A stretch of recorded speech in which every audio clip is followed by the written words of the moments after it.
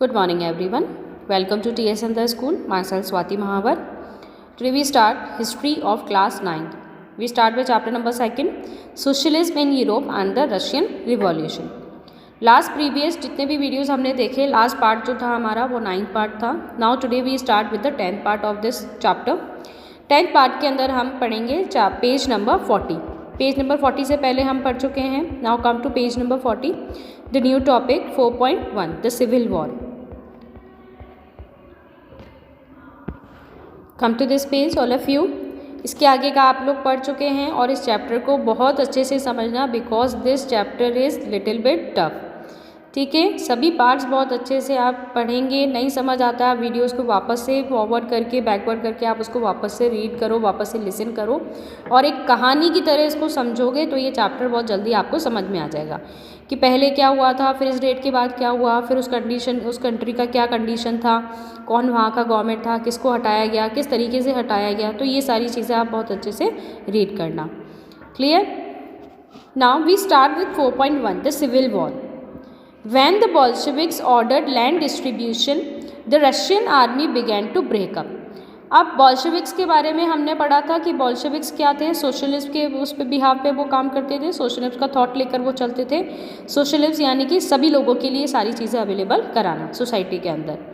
तो बॉल्शेविक्स ने इसके लिए क्या किया, लैंड रीडिस्ट्रीब्यूशन किया. उन्होंने क्या किया, ज़मीनों को वापस से बांट दिया गया और इस तरीके से बांटा कि जिसके पास नहीं था उसके पास भी ज़मीन आ गई थी, वो भी आराम से वहाँ पर अपना एग्रीकल्चर और अपना लिविंग कर सकता था.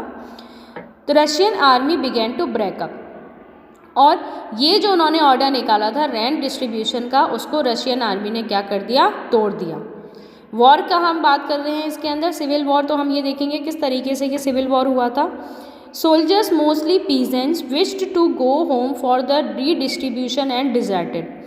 सोल्जर्स जो थे वो ज़्यादातर पीजेंट्स को क्या बोलते थे कि आप अपने घर जाओ और रीडिस्ट्रीब्यूशन मत करो. Non Bolshevik socialist liberals and supporters of aristocracy condemn the Bolshevik uprising. अब जो नॉन बॉल्शेविक सोशलिस्ट थे, लिबरल्स थे, सपोर्टर्स जो थे एरिस्टोक्रेसी के, वो क्या चाहते थे कि बॉल्शेविक किसी भी तरीके से ऊपर ना उठ सकें, किसी भी तरीके से उनका अच्छा डेवलपमेंट ना हो सके. Their leaders moved to south Russia. उनके लीडर्स को कहाँ भेज दिया गया, साउथ रशिया के अंदर, and organise troops to fight the Bolshevik. और उन्होंने अपनी ट्रूप्स बनाई, सेना की टुकड़ियाँ बनाई ताकि वो लड़ाई लड़ सके किसके खिलाफ, बॉल्शेविक्स के खिलाफ. During 1980s and 1990 the greens and whites control most of the Russian empire. Now see, यहाँ पर रेड किसको कहा गया है, बॉल्शेविक को कहा गया है. अभी मैंने आपको कहा था ट्रूप्स बनाई, टुकड़ियाँ बनाई थी. किसने बनाई थी टुकड़ियाँ, जो नॉन बॉल्शेविक सोशलिस्ट थे, लिबरल्स जो थे, जो एरिस्टोक्रेसी के सपोर्टर्स थे, उन्होंने अपनी ट्रूप्स बनाई थी ताकि वो बॉल्शेविक्स के खिलाफ लड़ सकें. बॉल्शेविक्स को यहाँ पर क्या कहा गया, रेड्स कहा गया. 1918 से 1919 तक की अगर हम बात करते हैं तो जो ग्रीन्स थे, ग्रीन्स कौन थे, सोशलिस्ट रिवोल्यूशनरी थे. और जो वाइट थे, वाइट कौन थे, प्रो तसारिस्ट थे. तसारिस्ट आप समझे, तसारिस्ट क्या है, मैंने आप लोगों को प्रीवियस वीडियोस के अंदर हमने पढ़ा था स्टार्टिंग में इस चैप्टर के, कि तसार जो था, तसार सेकंड जो था वो यहाँ का रूलर था, उसको हटा दिया गया था. तो उसके जो समर्थक थे, उसके जो सपोर्टर्स थे, उनको क्या कहा गया, वाइट्स यानी कि pro tsarist. Control most of the Russian empire. अब जो ये ग्रीन थे और जो ये वाइट थे, उन्होंने ज़्यादातर रशियन एम्पायर को क्या कर लिया, कंट्रोल कर लिया.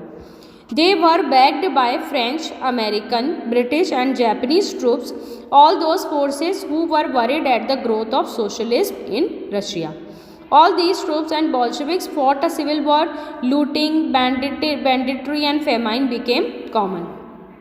अब फ्रेंच, अमेरिकन, ब्रिटिश, जैपनीज सभी ट्रूप्स वापस से आगे लड़ने के लिए, और यहाँ पर बॉल्शेविक्स के और इन ट्रूप्स के बीच में लड़ाई हुई, जिसकी वजह से क्या हुआ, बहुत सारी जगह लूटपाट हुई, फेमाइन आ गया, मतलब खाने पीने के लिए लोग मरने लग गए थे, उनके पास खाने पीने को कुछ भी नहीं था. तो ये सारे बैड कंडीशंस वहाँ पर हुए थे.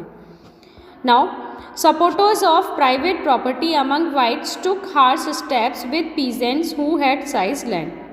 अब जो प्राइवेट प्रॉपर्टी के सपोर्टर्स थे, मैंने आप लोगों को बताया था प्राइवेट प्रॉपर्टी के खिलाफ था बॉल्शेविक। बॉल्शेविक नहीं चाहता था कि किसी के पास प्राइवेट प्रॉपर्टी हो। वो हमेशा किसके ऊपर एम्फेसिस दिया करता था? For the redistribution of land. तो जो प्राइवेट प्रॉपर्टी के सपोर्टर्स थे वो कौन थे? वाइट्स। उन्होंने हार्श, बहुत ही कट्टर स्टेप्स उन्होंने उठाए थे विद पीजेंट्स के साथ में, जिन लोगों ने अपनी ज़मीनों को रीडिस्ट्रीब्यूट किया था। Such actions led to the loss of popular support for the non Bolshevik. और इस तरीके से एक्शन उन्होंने उठाए जिसकी वजह से वो क्या हो गए? नॉन पॉपुलर हो गए। कौन हो गए थे? जो सपोर्टर्स थे बॉल्शेविक के। अब लोगों के साथ बुरा करेंगे तो लोग उनको अच्छा तो मानेंगे नहीं, बुरा ही मानेंगे। तो ये इस तरीके की एक्टिविटीज़ उन्होंने की, पीजेंट्स को उन्होंने प्रेशराइज करना शुरू कर दिया, जिसकी वजह से पीजेंट्स ही उनको समझ नहीं पाए और पीजेंट्स ही उनसे नफरत करने लग गए। By January 1920 the Bolsheviks control most of the former Russian empire. जनवरी 1920 तक बॉल्शेविक ने बहुत सारे फॉर्मर रशियन एम्पायर, यानी कि बहुत सारे रशियन एम्पायर को अपने कंट्रोल में ले लिया था। क्यों ले लिया था? क्योंकि मैंने अभी बताया आप लोगों को, यहाँ के जो लोग थे, जो फार्मर्स थे, जो पीजेंट्स थे, वो किसके खिलाफ हो गए? नॉन बॉल्शेविक के खिलाफ हो गए। अब नॉन बॉल्शेविक से नफरत करेंगे तो पसंद किसको करेंगे? बॉल्शेविक को ही करेंगे। They succeeded due to cooperation with non Russian nationalist and Muslim Jadids. वो जीते किसकी वजह से थे? जो नॉन रशियन नेशनलिस्ट और मुस्लिम्स थे उनके कोऑपरेशन की वजह से ही कौन जीता था? बॉल्शेविक जीते थे। Cooperation did not work where Russian colonists themselves turn Bolshevik. Cooperation वहाँ नहीं था जहाँ पर रशियन कॉलोनिस्ट ने अपने आप को बॉल्शेविक बना दिया था, वहाँ पे लोगों ने उनके साथ में कोऑपरेट नहीं किया। In Khiva in central Asia Bolshevik colonists brutally massacred local nationalists in the name of defending socialism। अब क्या हुआ? क्योंकि सब लोग अच्छा मानने लग गए थे बॉल्शेविक को, तो लोग अपने आप को क्या बताने लग गए? बॉल्शेविक बताने लग गए। खीवा और सेंट्रल एशिया के अंदर क्या हुआ? लोगों ने अपने आप को बॉल्शेविक बताया और वहाँ के इस तरीके से उन्होंने लोकल नेशनलिस्ट जो थे वहाँ के, उनको वहाँ पर मारना कूटना शुरू कर दिया। उनके साथ डिस्ट्रॉय, मतलब उनकी प्रॉपर्टी वगैरह छीन ली उनसे। तो इस वजह से वो लोग सोशलिज्म के नाम पे लोगों को लूटने लग गए, लोगों के साथ गलत करने लग गए। In this situation many were confuse about what the Bolshevik government represented. अब लोगों के लिए जो अच्छे थे वो अब क्या होने लग गए? धीरे धीरे उनकी छवि खराब होने लगी कि बॉल्शेविक पहले तो अच्छे थे, अब इनको क्या हो गया? लोग इस चीज़ के अंदर कन्फ्यूज होने लग गए कि बॉल्शेविक गवर्नमेंट को क्या रिप्रेजेंट करना चाहते हैं, किस तरीके की गवर्नमेंट वो हमारे सामने दिखाना चाहते हैं।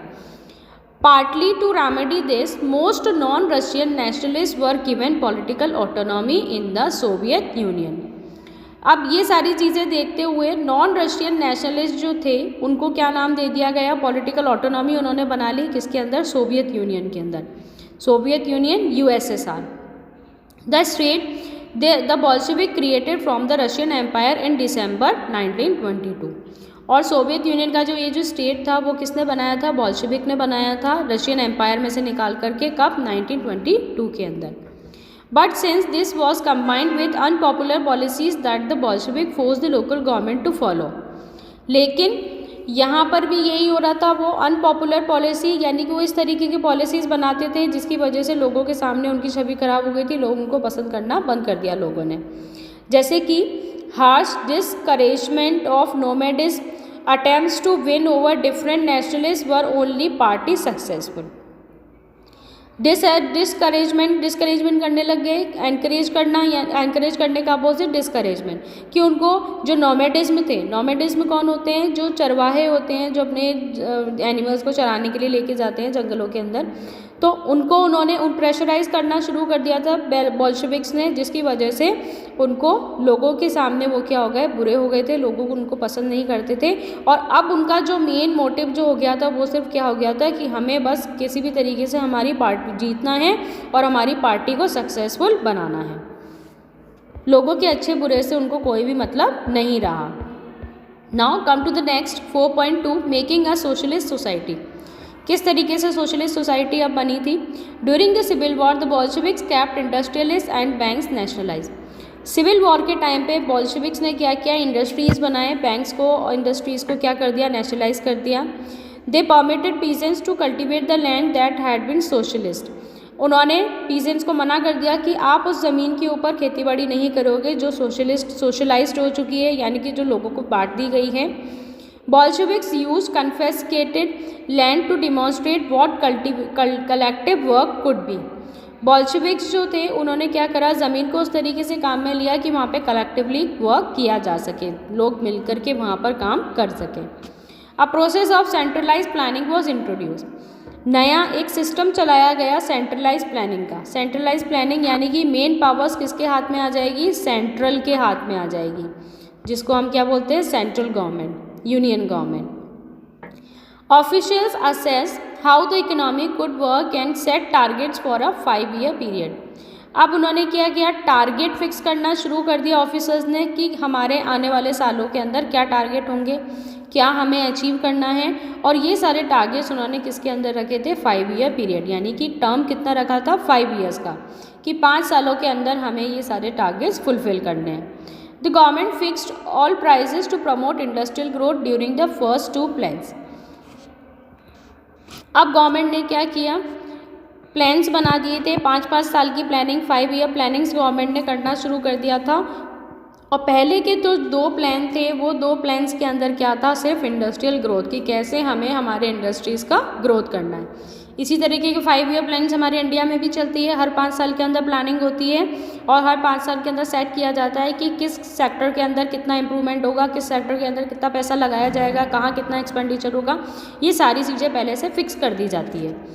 ठीक है, 1927 to 1932 एंड 1933 to 1938, ये 37 से 32 तक तो फर्स्ट 5-year प्लान चला। फिर उसके जस्ट आगे वाले साल के अंदर 33 से लेकर के 38 के अंदर सेकेंड 5-year प्लान चला था। Centralise planning led to the economic growth. Centralise planning की वजह से क्या हुआ, इकोनॉमिक ग्रोथ होना शुरू हो गई। अब किसी चीज़ का सिस्टम बन जाएगा कि ये चीज़ ऐसी होगी, हमें इतना आगे जाना है, इतना इस चीज़ के अंदर इन्वेस्टमेंट करना है, इतना एक्सपेंडिचर करना है, तो ऑब्वियस सी बात है कि डेवलपमेंट होगा। तो सेंट्रलाइज प्लानिंग की वजह से इकोनॉमिक ग्रोथ हुआ था, इकोनॉमी अच्छी हो गई थी। इंडस्ट्रियल प्रोडक्शन इंक्रीज हो गया था between 1929 and 1933 by 100% in the case of oil, coal and steel. 29 से लेकर के 33, ठीक है, फर्स्ट 5-year प्लान और सेकंड 5-year प्लान का पहला साल, उस टाइम के अंदर क्या हुआ था, ऑयल और कोल, स्टील, इन 3 ऑक्यूपेशन के अंदर 100% इंक्रीमेंट हुआ था। New factory cities came into being. नए फैक्ट्री सिटीज़ बना दिए गए थे, यानी कि इंडस्ट्रियलाइजेशन के ऊपर, मैंने अभी आप लोगों को बताया, इंडस्ट्रियलाइजेशन के ऊपर ध्यान दिया गया। तो बहुत सारी सिटीज़ के अंदर फैक्ट्रीज लगा दी गई और बहुत सारी फैक्ट्री सिटीज़ निकल के बाहर आई थी। However rapid construction led to poor working conditions. Poor working conditions, ज़्यादातर कंस्ट्रक्शन किया जाता था, सबसे ज़्यादा कंस्ट्रक्शन, बहुत इंक्रीमेंट हुआ कंस्ट्रक्शन के अंदर, लेकिन उनकी कंडीशंस क्या थी, ख़राब थी। In the city of Magnitogorsk the construction of a steel plant was achieve in 3 years। मतलब उनकी स्पीड बहुत कम थी, बहुत पुअर कंडीशंस के अंदर कंस्ट्रक्शन होता था। तो मैग्नीटोगर्स नाम की एक सिटी थी, वहाँ पर एक स्टील प्लांट बनाने के अंदर कितने साल लग गए, 3 साल। 3 साल के अंदर उन्होंने वहाँ पे स्टील प्लांट बनाया था। Workers lived hard lives and the result was 550 stoppages of work in the first year alone. Workers की जो कंडीशंस थी वो बहुत ख़राब थी, बहुत ख़राब कंडीशंस के अंदर वर्कर्स वहाँ काम करते थे। उसका रिजल्ट क्या हुआ कि 1 साल के अंदर काम को कितनी बार रोका गया, 550 बार। In living quarters in the winter time are 40 degree below. People had to climb down from the 4th floor and dash across the street in order to go to the toilet. Winter के time के अंदर 40 degree से भी कम temperature के अंदर 40 degree से भी कम temperature के अंदर वहाँ पर लोगों को रहना पड़ता था और बहुत ऊपर जाकर के उनके घर थे, 4-4 मंजिल उनको जाना पड़ता था। और जो भी कंस्ट्रक्शन साइट होती थी वहाँ पे इतनी मंजिलों पर जाकर के उनको काम करना पड़ता था और टॉयलेट सैनिटेशन के लिए उनको रोड्स स्ट्रीट्स का यूज़ करना पड़ता था। गर्मियों में 40 डिग्री से ज़्यादा और सर्दियों के अंदर कम से कम डिग्री के अंदर, मतलब जैसे 10 और 9 डिग्री के अंदर ही हमारे क्या होता है, बहुत ज़्यादा ठंड हो जाती है। तो बिलो 40 डिग्री से नीचे के टेम्परेचर के अंदर उनको विंटर टाइम के अंदर वहाँ पर सर्दियों में भी उनको काम करना पड़ता था। इतने बुरी कंडीशंस उनके साथ में थी। समझ में आया आप लोगों को ये पार्ट? ये आपका 9th पार्ट कंप्लीट हो गया इस चैप्टर के अंदर। इसका जो 10th पार्ट है उस 10th पार्ट के अंदर ये चैप्टर कंप्लीट हो जाएगा। आगे का जो रिमेनिंग है वो हम इसके नेक्स्ट वीडियो के अंदर देखेंगे। Clear to you? समझ में आ गया आप लोगों के? Stay home, stay safe and thank you for watching this video. Okay.